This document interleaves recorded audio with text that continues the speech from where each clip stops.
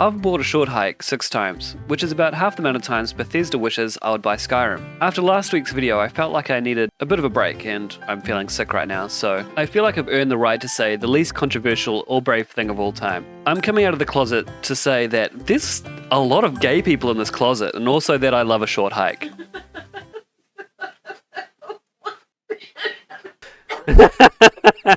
Little rat wife is also sick, by the way, so her laugh is more like a death rattle at this point.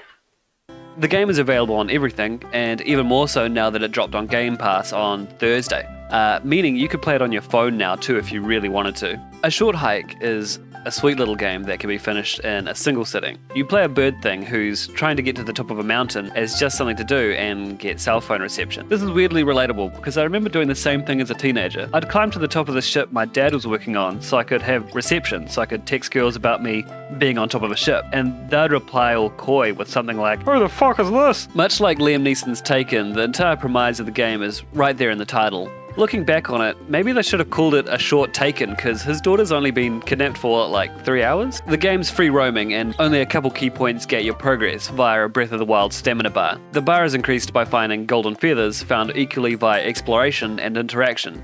There's a surplus of these, so you're not going to need every single one to beat the game. Just do whatever you like and you'll have enough eventually. I think that this is one ingredient in the secret sauce that makes this game just so good. We talk so much about the gamification of work. I feel like not nearly enough time is spent talking about the jobification of games. But this game avoids that by making sure that there's zero grind or arduous gating that might get in the way of a good time. I hate things getting in the way of a good time. In fact, in Q&As, the creator Adam Robinson said that he could have easily made the game longer if he had added death states. I guess drowning and fall damage. But what's the point of making a game longer than it has to be? It's not how long your game is, it's how you use it. It's like when you're writing an essay and expand all the contractions to fluff your word count. I see you with your double spacing. I saw what you did there. The other half of the secret sauce is movement. It's one of those games you want to play because it's just so smooth, like a sausage covered in baby oil going down a water slide.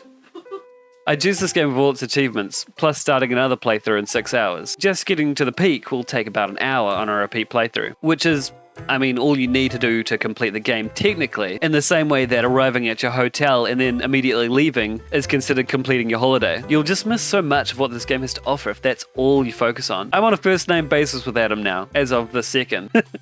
And Adam, he just made a point of being more casual with the writing in this game to break the block he was having with his Paper Mario RPG he was working on.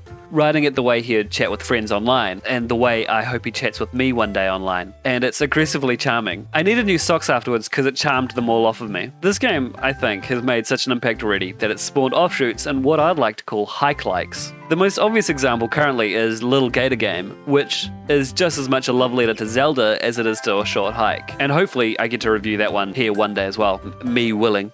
Shout out in the comments if you've played it, and tell me what you think about it, by the way. I'd like to know. But you know what? I hope there aren't too many games like a short hike. I hope it's just a stepping stone to something even better and just as unexpected.